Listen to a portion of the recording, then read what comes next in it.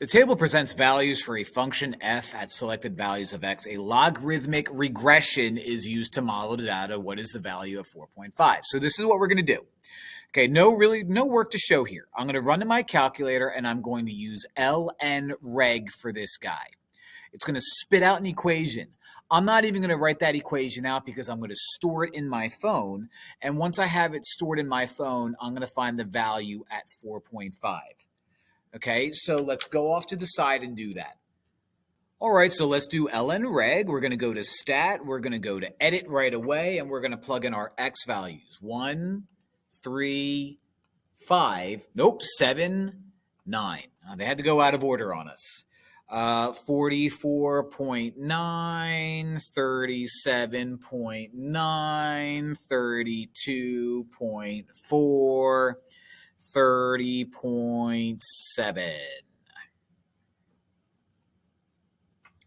Now we are using logarithmic regression. So we're going to go to Stat, we're going to go to Calc, and we're going to use LnReg. So I'm just going to hit 9.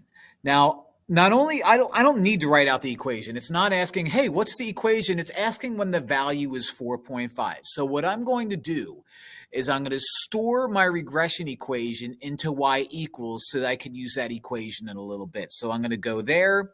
I'm going to go to vars. I'm going to go to y vars. I'm going to go to function, and I'm going to go to y sub 1. So whatever this gross equation is going to be, I'm not going to bother writing it down because now it's stored in y equals.